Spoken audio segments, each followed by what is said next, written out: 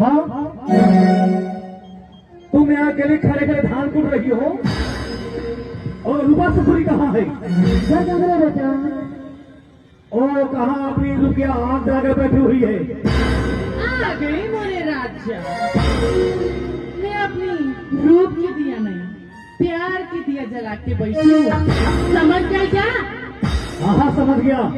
तुझे भी, तेरे बाप को, तेरे दादा और तेरे परदादा भी। मेरे बाप दादा पर गए तो मैं कहूँ तुम्हें सर से पैर फूट कर खर्ची करवाऊंगा।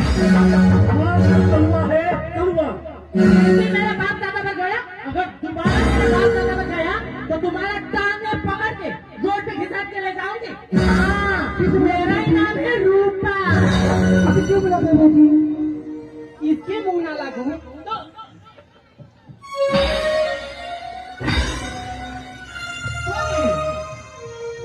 ये हमार खाता हम दास है। जिसके कदम आंगन में पड़ते सारा घर जगमगा उठा, चारों ओर उजाला खाने लगा। देखने से तो लगता है कोई राजा महाराजा है। राजा राजा तो हम है। ये हरिया है, हरिया पूरे 250 सोने के सीने जगह से खरीदा है।